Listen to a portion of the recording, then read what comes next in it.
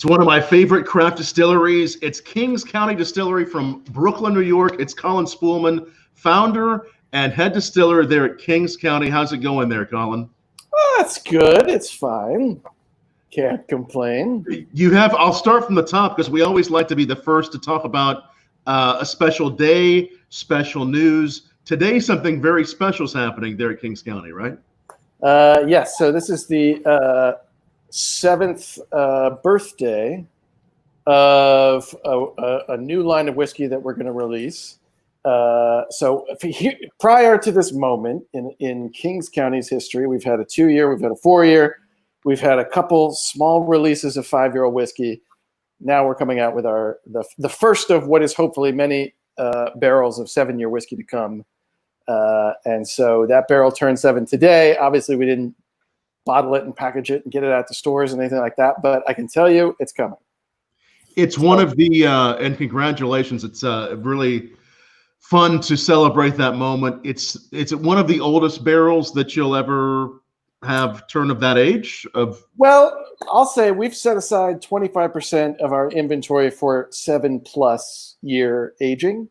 Okay. So it will be the first of what are hopefully a line of whiskeys to come that are sort of in this, let's say, aged like conventional American bourbon whiskey. Right. So I think we have always known that day would come when we finally caught up to some of the commercial distillers. And I wouldn't even say that day is now, but it's probably, and I say this cautiously, but it might be the oldest bourbon released from outside of bourbon country. So obviously there's older bourbon from Indiana, Kentucky, Tennessee, right. But as far as being outside of that traditional region, this may be the oldest bourbon. I haven't looked into it, tried to find it, and I think we might be there with that. One of the oldest craft distilled bourbons, and definitely the oldest barrel to actually soon go into bottle from Kings County. Right? Yeah, mm-hmm. Yeah. So that'll be exciting to try. I know I tried when I was there in New York. I was there as you remember. Yeah, right before the pandemic struck in March, and I was excited to see everybody at Kings County. I tried was it a 5.5 or 6-year-old you were telling me? It's a 5-year. That was we have a sort of blender Beautiful. Select program. Ryan Schuchta is our head blender. Yeah. And he from time to time will pull an interesting barrel. We actually have another set of blender select coming from him that's kind of a summer flavored.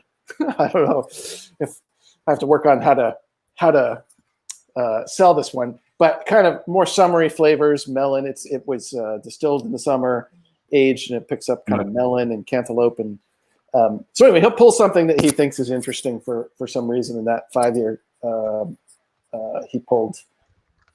So from time to time, we have some of those that are pulled kind of because of their flavor profile, not necessarily because of age, but we all know that people like age statements. So we've always been holding some set aside for those age statements as well.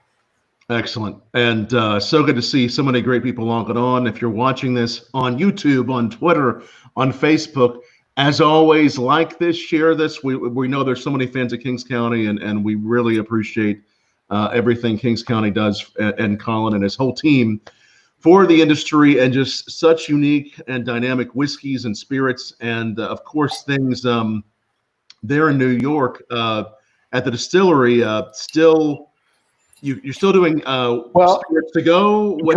Good. Yeah. So for 3 months, we've been making hand sanitizer. Yeah. So like every other small distiller in the country.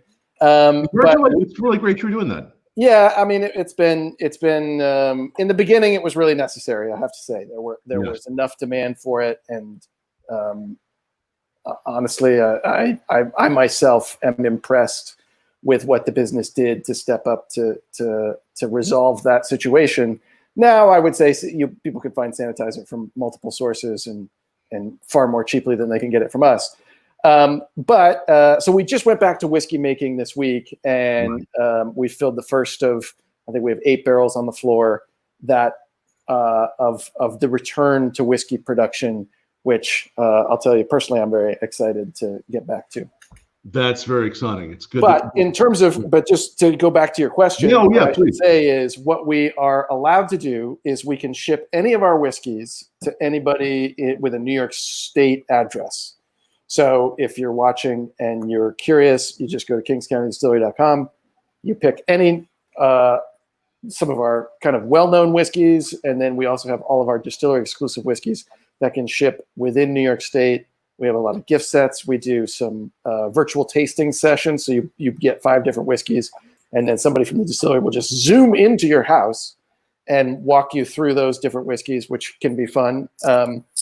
And we do cocktails to go now. So at the Gatehouse, which was our tasting room, we had a lot of different cocktails made with our whiskeys. Now we're bottling those, and you can come pick them up and take them on your way. And I don't know what you do with them from there is your own business. But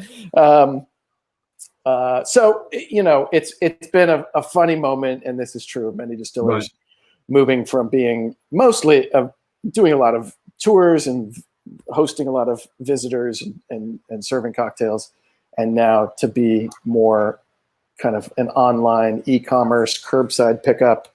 All of this is pretty new to us. And you can actually buy us if you're in New York State. Again, this law, from what I understand, and correct me if I'm wrong, prior to COVID did not exist. You couldn't ship with right. Well, it's an executive order that for the duration of as long as they let it go, we can ship our whiskeys direct to people, which I consider to be a real opportunity if you live in New York to get some of the more unusual stuff that was distillery only. One of which is which we're not tasting it tonight, but because it's so, I think we have about 40 bottles left of this, but it's a bottled and bond Applejack. So exciting. So Applejack is really a little bit of a forgotten spirit, and certainly the spirit of New Jersey, New York, that kind of part of Appalachia there. So we had some fun playing with some cider, forgot about it, but we did set aside some barrels for longer aging. And so we have a 4-year bottle and bond Applejack that's nearly sold out, but not totally sold out. So if anybody's listening and they're into Applejack, that's one to check out. That's really cool. So would this be a similar recipe as to what we might have had before? What I mean, obviously you're making it in a very different way. What basically we distilled, it was a tote of cider, or maybe a tote and a half. So 400 gallons or so, and then put it into different size barrels, let it age for different amounts of time. So we've had an Applejack out before. And I would say ours is pretty barrel forward. So more like a Calvados style apple spirit than maybe what people are used to from American Applejack, which is not exactly a huge category. So I don't even know if you could say what people are used to. There's obviously Laird's. They're the big player in the space, and have been around for 300 years or something. But it's an underlooked category, and one that I thought it would be fun to sort of play with. And so actually we are now looking for more cider to distill since it's fun.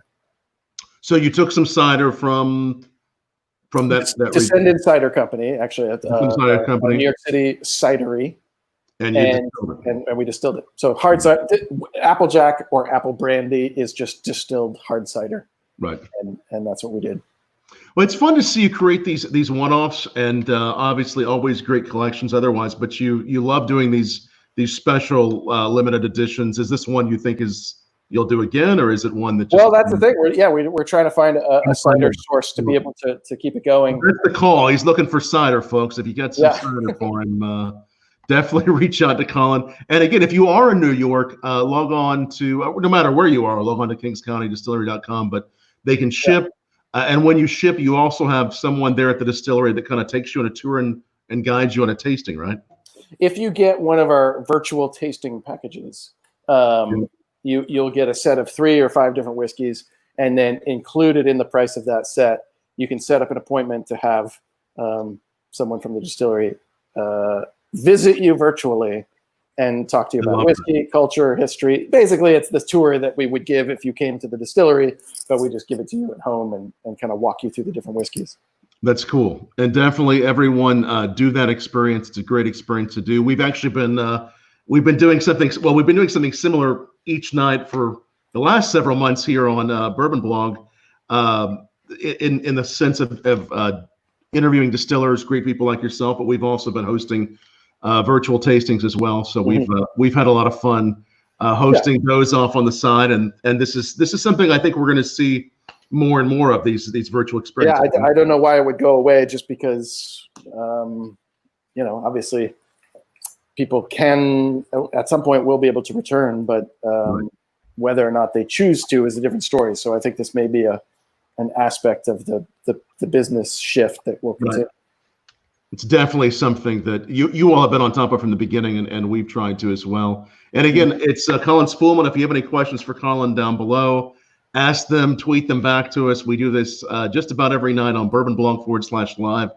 Like that, bookmark that, keep coming back, and share this video on social with your friends. And we always appreciate questions, so ask us some questions too. The real question is, what is in our glass to begin with?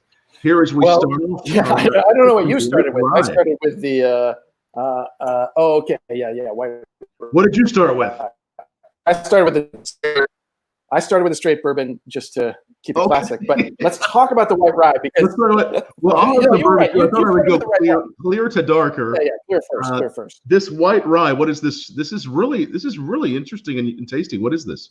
So this is a funny thing. A lot of bourbon whiskey connoisseur type people, and I don't, what I'm talking about.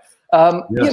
They look down their nose at the idea of white whiskey or moonshine. And as somebody who grew up in Eastern Kentucky, right, I've always loved moonshine, and I've always felt like it was not afforded its due place in culture. And in fact, in the great tradition of, you talk about eau de vie from Europe, grappa from Italy, unaged rum, silver tequila is a great example of these unaged pot distilled spirits that have a lot of character, that are totally valid. And within the world of whiskey, that's what we call moonshine or white whiskey, whatever. Right. And I find it very interesting because a rye spirit, people describe rye whiskey as sometimes being spicy, but in fact, the white spirit is not necessarily spicy. It's more grassy. It's more kind of earthy, and you get sort of even like nutty flavors out of the white spirit. And then it kind of yields more to the barrel, so the barrel gives a lot of that spiciness that people associate with rye whiskey. But as distillers, we learn we start with the white spirit and we age it forward. And I think there's the number of people who claim to be sort of whiskey connoisseurs and then may not be able to separate a rye-based unaged distillate from a corn-based unaged distillate. Well, it's an interesting conundrum that distillers, we have to learn that and work with it and get to know it by heart. And the rest of the people can just look at the bottle and tell you how good a whiskey is. But we have to, do a lot of blind tasting and train our palates, and this is where we start. So I've always found the white whiskey to be particularly, interesting as education, but interesting in its own right as a spirit. Right. And we do a lot of cocktails in our tasting room with unaged whiskey. I certainly prefer it to vodka as a mixer. So a lot of versatility, a lot of flavor, and a lot of unappreciated potential in unaged whiskeys. There's a lot of elegance to this, and again, this is coming in at 40% or 80 proof, and very soft, easy to drink. And I know I've had a few of those cocktails. Which are the ones you do in the tasting room with the white whiskeys? Because I know I've had those, but so we do a white like a margarita with a moonshine margarita. We do. We always have a moonshine punch on the menu. That's kind of just. Bartender's whim, I guess I would say. And yeah, it's a rotating thing. I mean, we try to keep it pretty fresh, but our margarita is our most popular cocktail. Yeah, it's made with whiskey, not with tequila. Yes, no, it's this is really This is really good. So this again is a white rye. This would be the rye recipe that you do in your Empire. Yeah. So this is the base spirit of our Empire rye. So that's a 80%. In our case, it has to be 75% rye grain grown in New York State. Ours is 80%, and then the other 20% is malted barley, and it's really the inverse mash bill of our bourbon. So our bourbon is 80% New York State organic corn. The rye whiskey is New York State organic rye. And then the other 20% is an English malted barley golden promise. And it's a weird mash bill. If you're a bourbon person, you're going to say, where's the rye, where's the wheat? But we do a high malt bourbon, high corn bourbon. And for our rye whiskey, it's the same, but with rye. All within this bottle.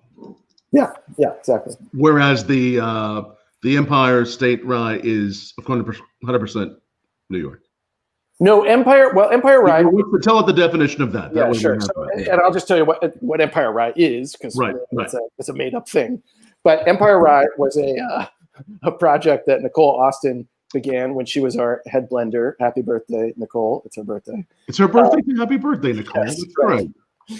So she's now the head distiller at George Dickel in Tennessee, but one of her ideas with other New York distillers, I don't want to give Nicole sole credit, but with Christopher of Copper Sea and New York Distilling Company, Van Brunt, other distillers throughout the state, the idea was hatched to do a New York State style rye whiskey. And I thought, well, there is no real New York State style rye whiskey, so we're just making it up. And I thought that was sort of maybe not going to connect with people. But we jumped into it anyway. And boy, do I wish we had made a lot more than we did, because if you think about what Tennessee whiskey is to bourbon, it is just bourbon made in Tennessee. I mean, there's a little tiny procedural tweak to it that may or may not have an impact depending on how you play it as a producer. So for us, the Empire Rye was very similar in that it's a way to argue through the origin of the grain and the origin of the distillation for an almost specific category of spirit. So Empire Rye has to be 75% New York State grown rye grain, distilled in New York State, and then meet straight rye whiskey from the federal government. So that white rye is not actually Empire Rye because it's not 2 years old. It doesn't meet straight. It's not aged in a new barrel. But if it did, it would become Empire Rye. It would become that. And that's, again, a fairly new recognized category. Just, what was it, 3 or 4 years ago? That was, I'll say it's 3 years this fall that we'll have had that out, I believe. Well, I really like the white rye. And of course, the first thing you ever released as a distillery was the Moonshine, wasn't it?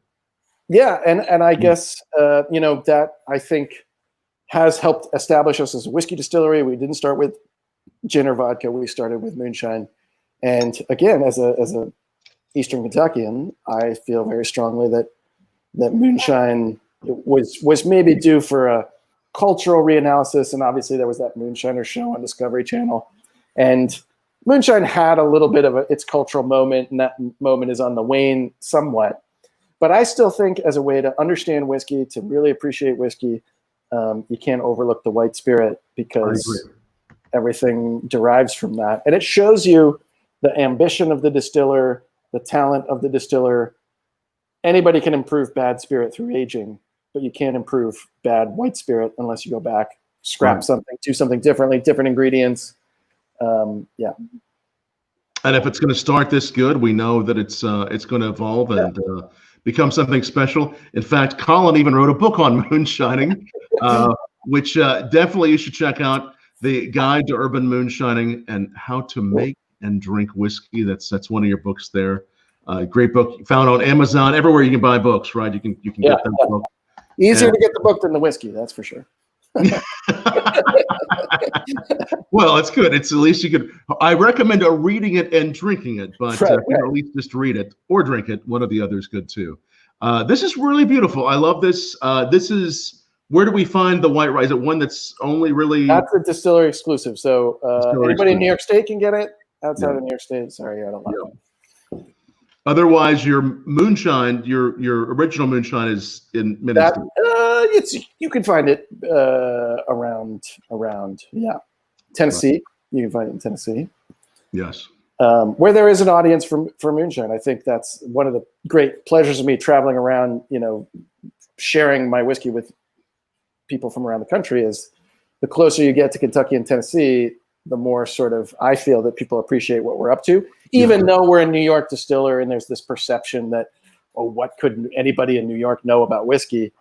If you get under the hood a little bit of Kings County, there is a great attention to the tradition that comes out of Kentucky and Tennessee, and I think I've learned a lot from both sides of that culture, the bourbon sort of commercial side, and then the sort of under the radar moonshine side. Do you see, I mean, it seems like maybe 10 years ago or so, there were bartenders, there was a kind of a moonshine movement. There was, right. Because there really is, as we know, no real legal definition for moonshine, but many distillers releasing their unaged stuff. It seems like there was a whole lot that came onto the market, and I think there still is, but do you think people, bartenders, enthusiasts have gotten more excited? Has it sort of found a certain place in, just a few enthusiasts' hearts? Where does it stand in your book as far as the greater picture? I think it's becoming a regional style. So if you go to, Gatlinburg, Pigeon Forge, Tennessee, that sort of, there's a whole stretch of territory where moonshine is actually the preferred drink over bourbon or Tennessee whiskey. Right. That's what people want, and that's right. And there's a lot of distillers that have sort of seen that and they've designed their distilleries around that style.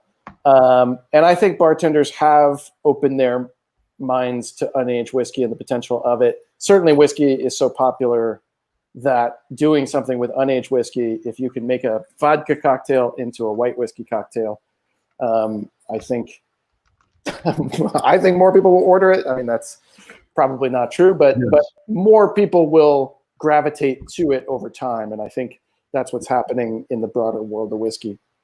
Well, it's delicious stuff. This is one of the more elegant ones I've ever had. It has a lot of subtleties. It has some nice heat, but you got it at the right proof, I think, for just being approachable, mixable. And if you get towards the distillery, if you're based towards it, I see a few New Yorkers on there. And hello to Dennis, who's watching there in Brooklyn, and Matt, who's also in New York, who's been to the distillery with me. A lot of great people watching, and thank you all for watching.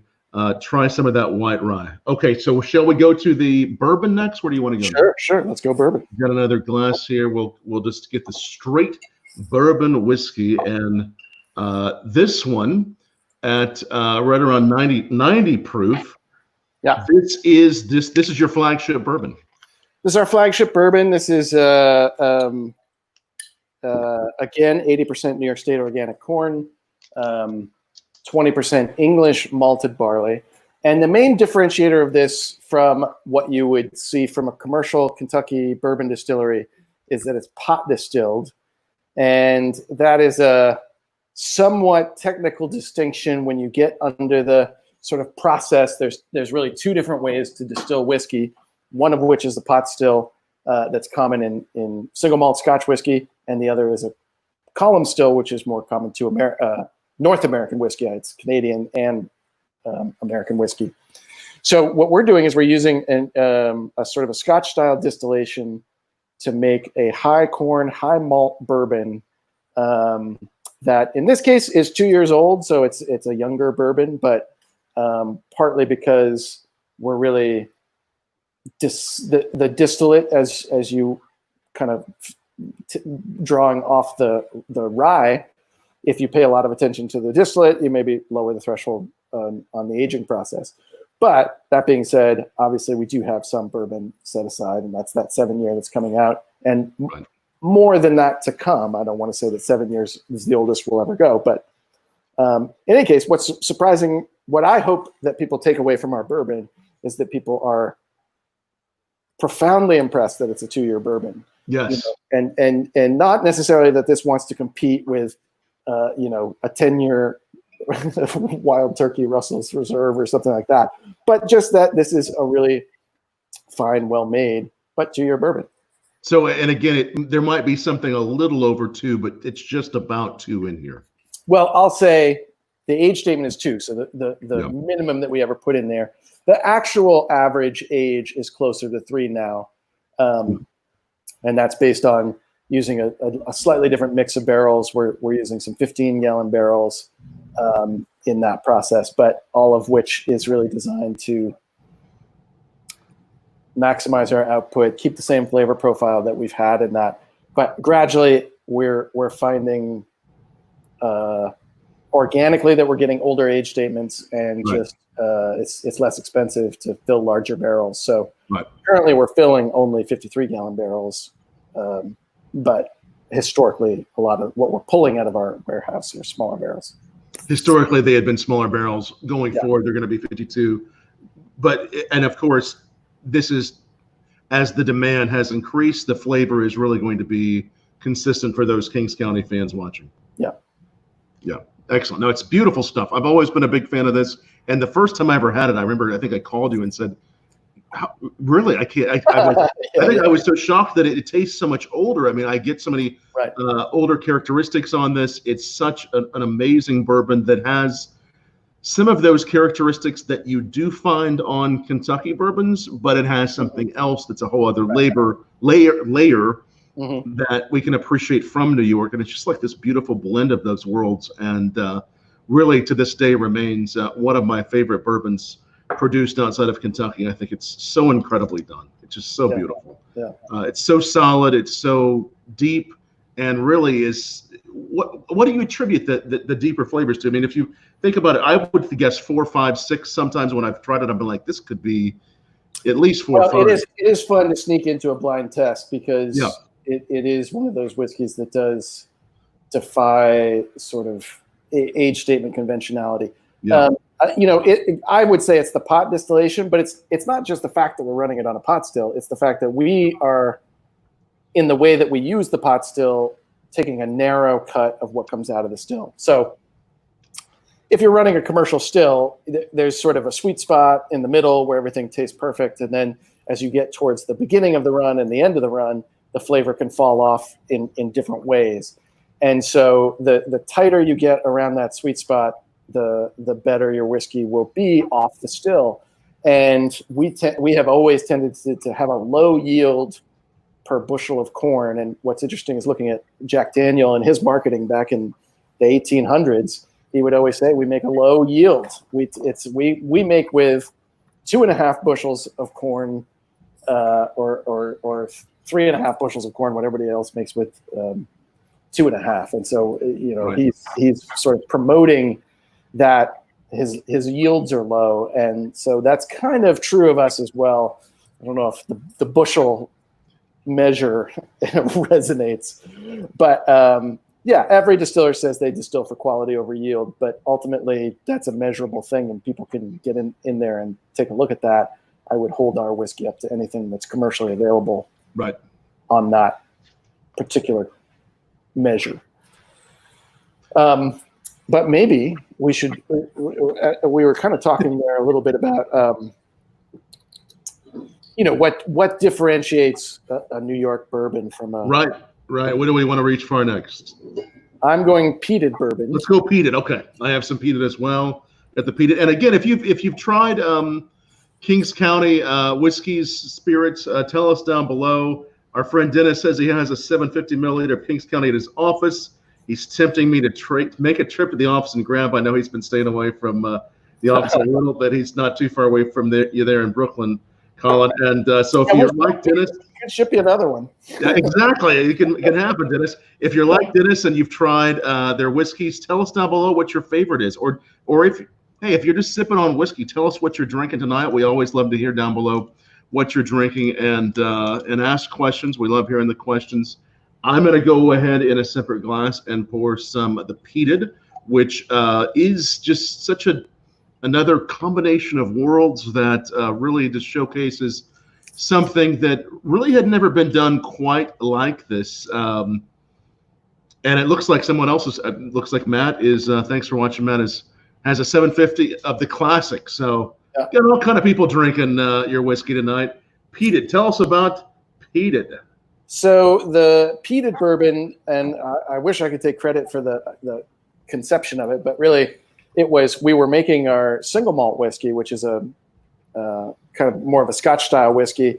It includes entirely malted barley, but I wanted to have some peated malted barley in the mix just because it's kind of a way to make young whiskey, to improve the complexity of young whiskey. And there were some other sort of single malts on the market at the time, and I thought we could probably do something a little bit more classic, a little more elegant. So we had all of this grain in the distillery to do a single malt, and we ran out of the golden promise that we use for the Empire Rye for the bourbon. And so Rob, who was the distiller on duty, Rob Easter, said, I'm going to put the peated malt, because that's what we have on the floor, into the bourbon recipe. And peated bourbon was born. And people are familiar with wheated bourbon. That's just using wheat in the mash bill. This uses peat. And peat, everybody knows peat from Scotch whiskey, particularly those from Islay that have that Lafroig, Lagavulin, Ardbeg, that very smoky is sort of a simple way to put it, but a medicinal kind of just a kind of a Scotchy flavor. I mean, it has that just from the nose on to the flavor. Yeah. It has that peat. It has that that smoke. I mean, it has the sweetness of a bourbon, but it just kind of goes in two different directions, but balances itself, doesn't it? Yeah, yeah. And I mean this is a whiskey that we all love at the distillery. It's kind of the staff favorite. And you know, the question again is, what are you doing in New York that couldn't be done in Kentucky? And I think the answer to that question is peated bourbon, because if we were in Kentucky, I think we would be trying to participate in that tradition of and do rye bourbon or wheated bourbon. But outside of Kentucky, we're somewhat between Scotland and Kentucky geographically. So you could almost be at sort of a halfway point, maybe 30. Yeah, exactly. 35% maybe. We could. Yeah. We should actually figure that out. I'm sure there's a way. I know. We just need a globe and a piece of string. Call it the halfway whiskey or something like that. Right. No, this is so good. And you make is it the house old fashioned is made with this in the tasting room? Yeah, that's right. It's so good. So in an old fashioned, this just brings, and I had one of those when I was there in March. It just kind of brings those notes of that smoke up through sugar. It's just beautiful. Yeah, and I would say, you know, interestingly, we did a peated rye whiskey that was, you know, sort of, if you're going to go peated bourbon, let's take it to the final frontier, which is peated rye. And that won the Innovation Award at the American Craft Spirits Association awards this year, which is only given to one spirit. Wow. Well done. One whiskey at least. And so I think the sort of smoked whiskeys or peated whiskeys remains a little bit of an unexplored territory within American whiskey, and there's no reason we should leave that to the Scots to take over. So I'm trying to reclaim the peated territory for America, and through this glass. Cheers. Very nice. Do you ever wear a kilt when drinking this? Is there a Brooklyn kilt that's I don't know. I have not. I mean, Brooklyn is a Dutch territory, and my roots are Dutch all the way back. So I've not yet yielded to any Scotch impulses, and prefer to sort of let the whiskey talk and not my my apparel. But I'm not going to say I wouldn't do it. So maybe it might take a Halloween or something like that. It could just happen. This is so delicious, though, and I think this also really showcases what craft distillers playing outside the box, and what, you know, I think what's needed if you're going to be a craft distiller and you're going to, especially right now, you're going to create something new. You know, I should probably ask you this question: what do you recommend as far as, you know, putting your stamp on something? You know, other craft distillers watching, maybe new craft distillers, how can they be putting their stamp on what they're doing to separate themselves and to give something that's their own expression? Well, it is such a great time for American whiskey. There are so many craft distillers opening up and really challenging what whiskey is. You know, I remember when people thought the idea of a barrel finished bourbon was just pure heresy. Right. And anybody trying to do that was ruining bourbon, and now obviously Angel's Envy is perhaps the most well-known example of taking that to the mainstream. But you see, Nelson's Greenbrier and many different brands have really taken that barrel finishing story and run with it. There's a lot of different grain bills, different grains that people have yet to really play around with. Obviously, American single malt is a huge category that many craft distillers are trying to get off the ground. So it's a gold rush without the money in American whiskey. So if it's a gold rush for consumers because you get so much variety in American whiskey, and I don't know that any of these styles are necessarily going to take off and become the new Jack Daniels, but I think in terms of getting variety out of what had been ultimately a pretty homogeneous, not very different one brand to another landscape in if you look at sort of Kentucky bourbon and Tennessee whiskey. Right. Well, I think the peated, I think the peated bourbon could very well be one of those that I don't know when it would happen, but could really take off. I mean, I hope it would be tomorrow. I'm waiting. Yeah, but I think it's one, Colin, it's so good that if enough people could try this, there would be the demand that would be like. No, and I mean, I'm being somewhat modest. It does very well. It's our second most popular whiskey. So I do believe it, and it's available in 20 states and 7 countries. And it's so good. How do you, as a craft distiller, as you're thinking about, okay, I have something that's so unique, and enough people have to try this, right? Because a lot of the game in with smaller brands is the liquid to lips, and right now, of course, that's a little tougher as far as having the taste samplings.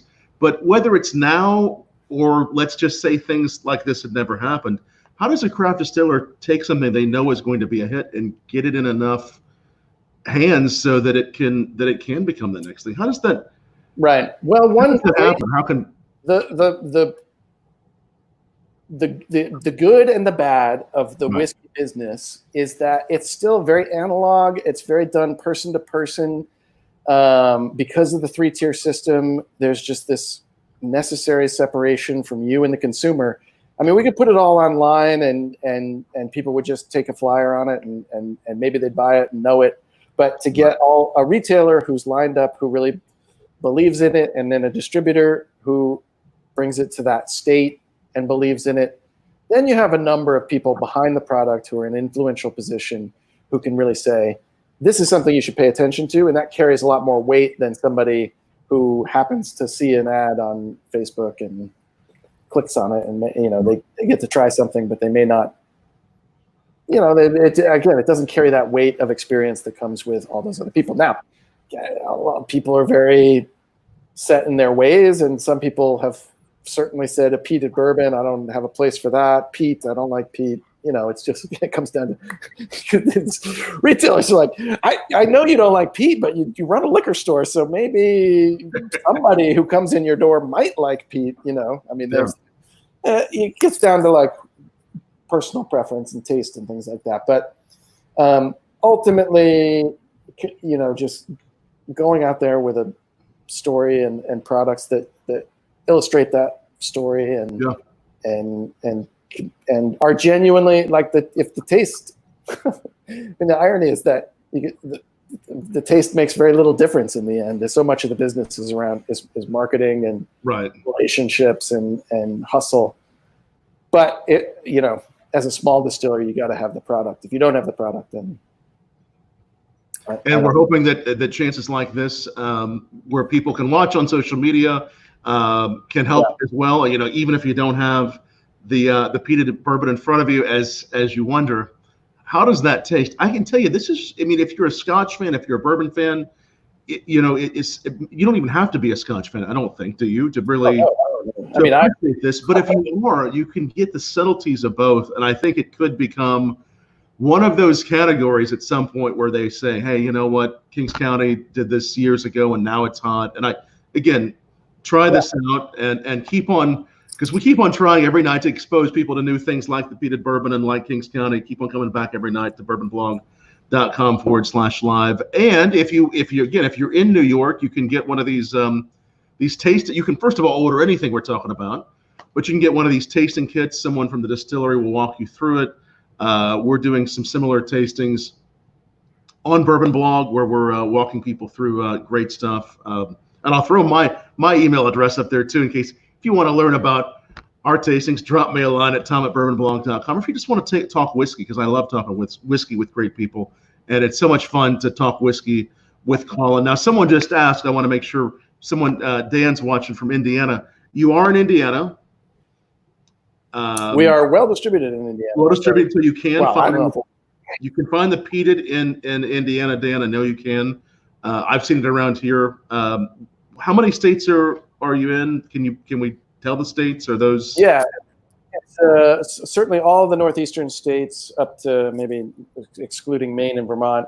We're in a lot of the Midwest and South. Right. So Indiana, Tennessee, Georgia, Arkansas. We just went into Arkansas, Oklahoma, Louisiana, Texas. A little bit on the West Coast in California, Oregon. Right. You can find it, but you really got to look. Mostly, we don't go much beyond the Mississippi unless we're talking Texas, Oklahoma. So many great places. But, Missouri. Now, is Kentucky? Are you? Oof. Not yet in Kentucky. Just occasionally, you may see Colin at an event passing through in Kentucky or something. Hopefully, we will again here in the near future. I know we have in the past, but it's a dream of mine to be distributed in Kentucky. But I understand sending bourbon to Kentucky is like, tacos to Mexico, and people would love it. And I know people in Kentucky that love it. Yeah. Our day will come. They love your bourbon in Kentucky. So no matter what, they'll look for ways to order it online. There's a lot of places, websites you can order it through, and we've loved showcasing Caskers is a great Which online one? avenue. Caskers. All right, look for it on Caskers because most states. It's worth trying. It's that we've been lucky enough to feature your whiskeys on our Why Whiskey educational series in California and in New York and all these states. People love it. The peat is so interesting. The peat is so much fun. They're all so good. Okay, I think that we would go to the wheat whiskey. The wheat whiskey. Which I will concede, I was scouring my archives here.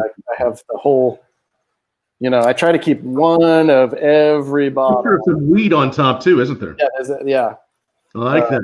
But I couldn't find my wheated bourbon. So, sorry, this is actually a wheat whiskey. Whiskey.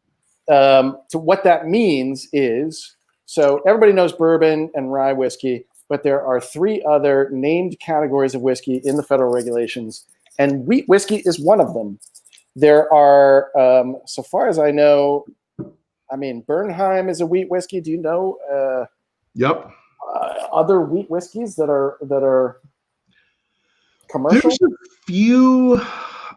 There's a few out there. I think that it's a category that's being explored a little bit more, but not quite like what you're doing. Because you've only been doing it for a little while, right? Yeah, this has always been a little bit of a niche. So this is another distiller exclusive. So I wanted to kind of pepper in those for the New Yorkers. So this is I want to say the mash bill is about 60% wheat, 20% corn, and then 20% malted barley. It really changes everything, doesn't it? Yeah. And so this is a little bit of a softer spirit than bourbon. Corn gives whiskey a brightness, and this is a little, but it's a really cool spirit. And I don't know why whiskey has never. Wheated bourbon is so popular. You look at the Van Winkle, Maker's Mark, Larceny, even some of the big well-known craft distillers. Garrison Brothers usually does a wheat recipe. So, given the popularity of wheated bourbon, I'm very surprised that wheat whiskey has not quite caught fire in the same way. But obviously, you need people making it, and I don't know how many people are actually producing it. And speaking for ourselves, we haven't made very much of it because we don't know what the audience is. Could it be? Are you hearing it on Bourbon Blog first? Could it be the next big thing? Could wheat become after rye has had its and the single malt, because single malts have become big in America, could wheat be the next thing? I would say wheat has a stronger argument than single malt. I mean, barley is not a particularly common American crop, but wheat is. And so the idea that we should make whiskey with what we are growing routinely, obviously we do grow corn, but wheat is probably close behind that. And so and wheat whiskey follows the rules of American whiskey. So it's a new barrel as opposed to single malt, which can be a used barrel. So it's a very familiar flavor profile, but that's a cool whiskey. I think that it falls on marketing to, help explain it to people and convince people that it's worth engaging with. Yeah, it's soft. There's a lot of characteristic it has in mid palate, and on the end there's a really nice sort of arc it has with some of the sugars. It goes some beautiful places. It's very elegant, but on the whole, what's wheat like to work with when it's a wheat whiskey, a majority grain, versus rye versus bourbon? How is it as compared to those to work with, to age, to perfect? I would say it probably requires a little bit more aging than bourbon, right? Because it is a little bit of a softer grain. It does maybe want a little bit more heft, a little bit higher proof, maybe. I mean, yours is a 90 proof. Yeah. I would say an 80 proof wheat whiskey would probably feel a little thin. The grain itself is not drastically. It's somewhere between rye, which distillers hate, and corn, which distillers love. Right. It's a little sticky. It's a little gummy, but not nearly as problematic as rye is. So, it can. And it's such a familiar, bready, kind of accessible, when you're distilling it, the distillery smells great. Right. Why is rye so tough? I mean, I know I understand it to a degree, but why is rye so difficult to work with for a distiller? I don't know. There's probably a scientific answer that would be more satisfying, but the short answer is that it's sticky, and you can make your heating element less efficient because it'll kind of cake onto the heating element. And so it takes you a lot longer to do a run. Your yields are lower. It just has less starch in it to convert to sugar in the way that corn. So we'll do a run. A typical day of rye yields us about 90 proof gallons, whereas bourbon would give us upwards of 125, 130. So, right there, you're getting almost 2/3 the yield of your bourbon when you make rye. So it's always a little bit of a niche for us. The wheat whiskeys, the yields, if I remember, they were fine, but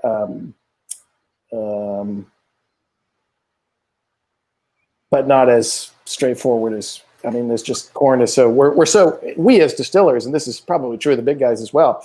We're so used to working with corn that to mix it up, there's always a little hesitation there.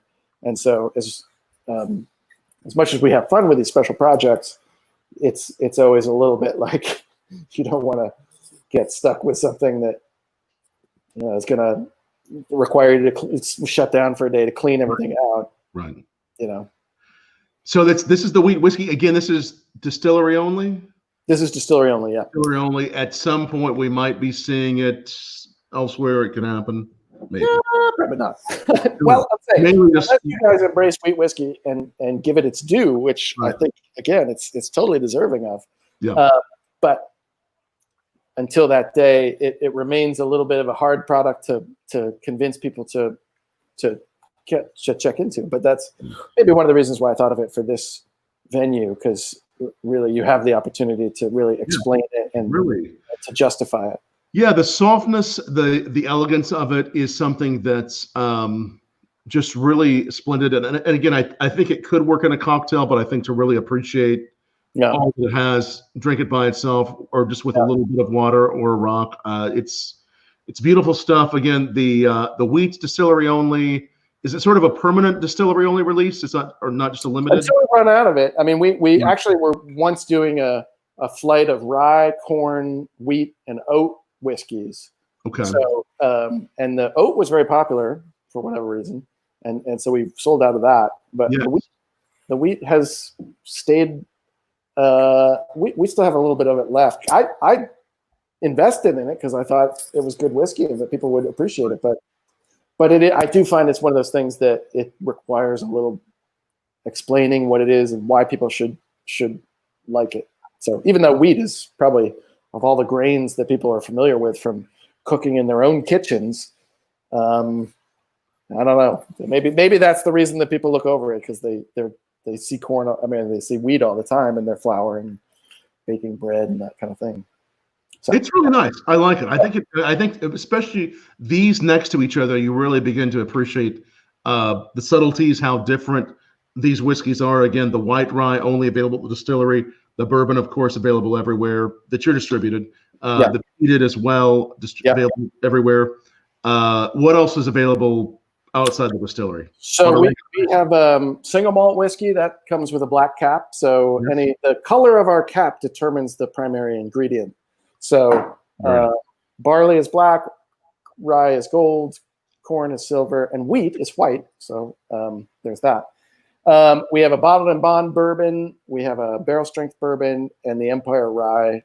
Those are not well. I mean, we have limited amounts of those last three that I mentioned: the barrel strength, the bottled and bond, and the Empire Rye. But they're distributed everywhere that we are distributed. Right. So maybe ask your local store to save you a bottle when that comes out. And the single malt is single malt's everywhere. Everywhere too. Peated and straight bourbon, flagship bourbon. Those are wide distribution, 750 bottles. You can get them anywhere. Those others so far are only in 375s. And you have we talked about the fact that today the oldest barrel, the 7-year, it's being dumped today. It's actually not the oldest barrel that we have in inventory. We do have a barrel you ever dumped. It's the oldest barrel that we will have dumped. We have a 9-year that's just turning 7. You do have a 9-year. Yeah, for everybody who's like, what's the oldest barrel you have? We will forever say that one and wait till it's 50 years old. And pretty sure it will have entirely evaporated away by then. It's going to be older. And then you have another bourbon that's coming. Is it the next few weeks? Is it a barrel strength that's coming out soon, or a bottle and bond that's? What's the other one that's coming out soon? We have a new batch of bottled and bond. So every 6 months we have a new season of bottled and bond. So our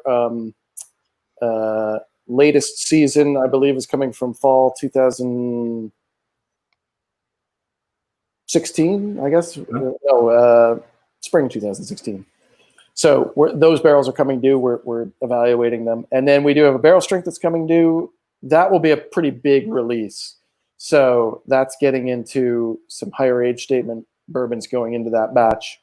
But then we'll continue to do these little one-off distillery only, blender select, which is when Ryan pulls a barrel that he finds interesting, or for now, anything with an age statement over 6 years, 7 years will be available only through the distillery.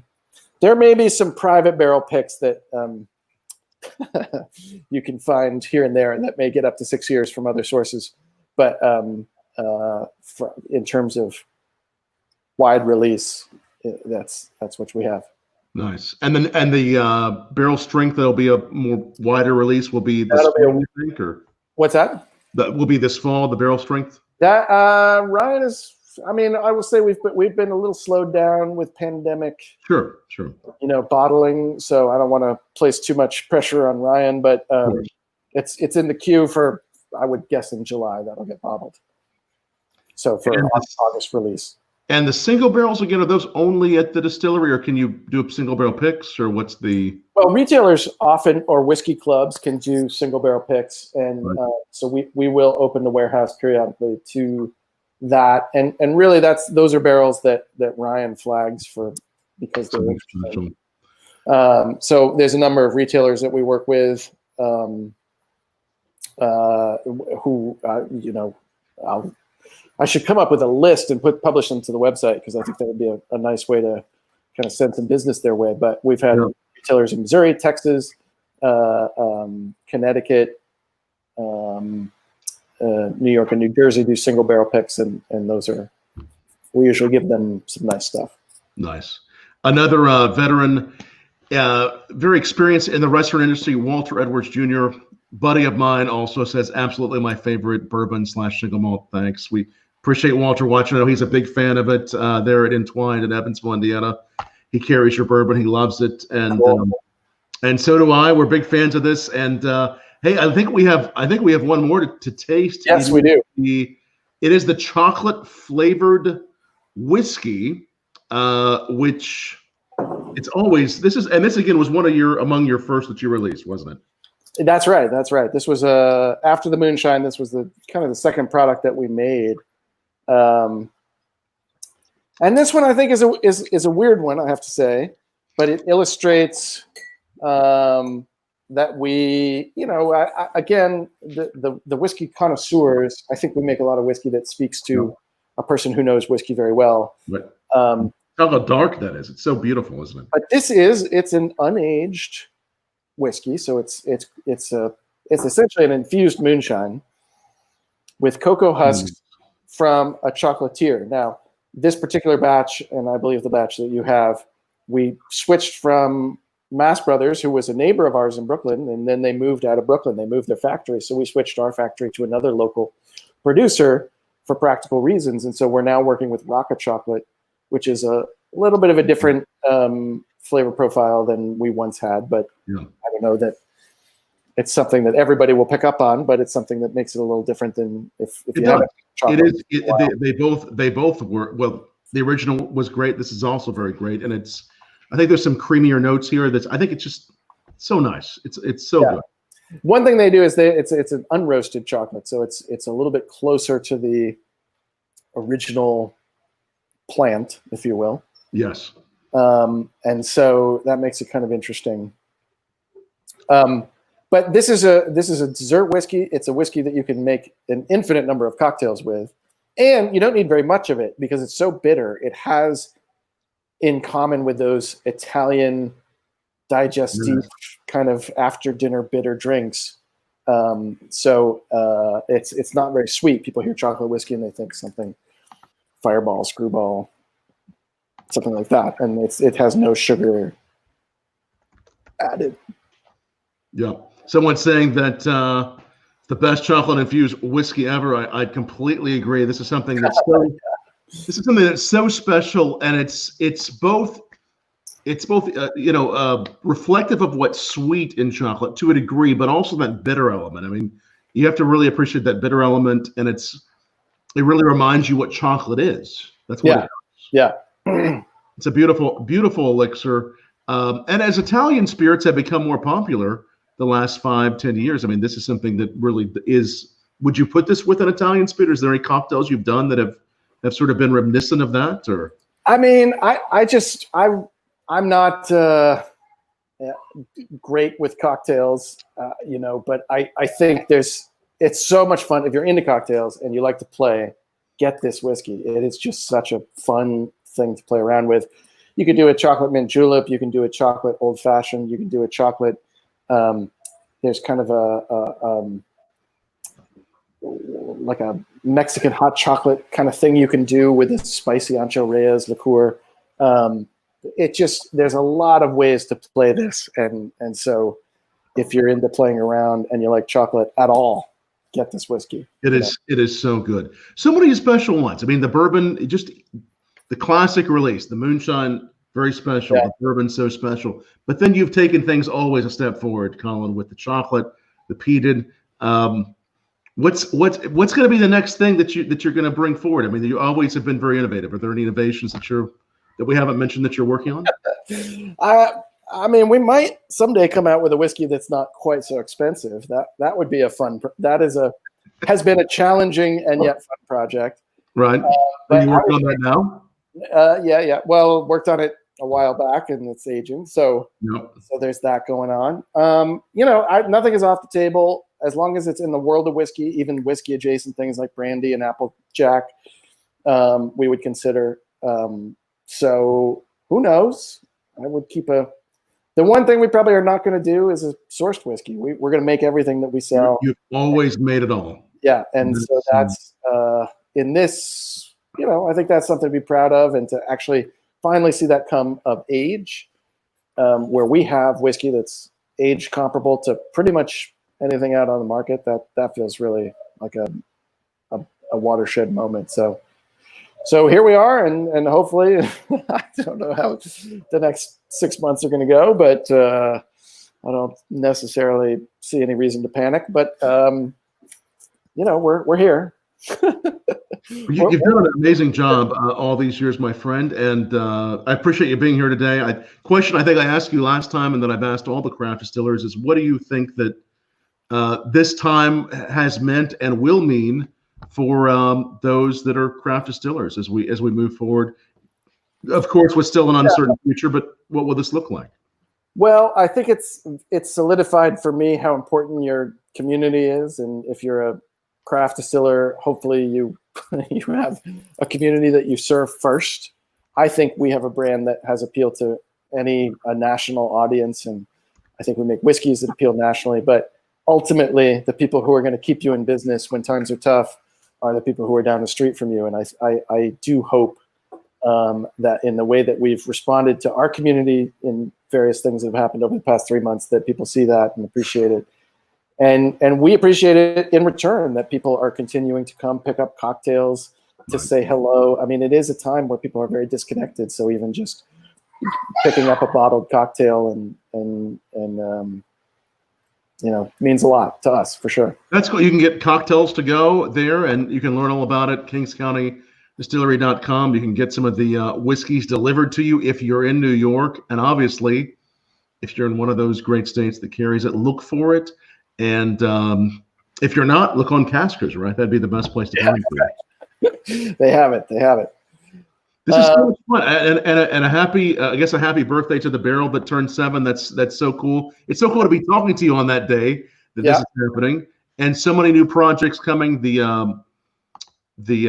barrel proof bourbon coming probably at some point in the next 3 to 6 months. It sounds like so many great things coming from you. Yeah, it's a good time. And definitely look for Colin's books too. The first one being the Guide to Urban Moonshining, and then the Dead Distillers, which is so interesting. It's about dead distillers. It's so cool. Yeah, it really is. It's such a great book. What actually led you to write that anyway? How did you decide to write a book about the dead distillers? We were doing a cemetery tour of dead distillers, and I was like, how many distillers could be buried in a Brooklyn cemetery? And there were so many. And I started looking through old newspapers and looking for, there were cemeteries tell stories that newspapers don't. And the people who did something, I just got very taken with that, and visited Cave Hill Cemetery in Louisville, and Cincinnati and Pittsburgh, visited cemeteries in Bardstown. So really got to see kind of where these distillers ended up.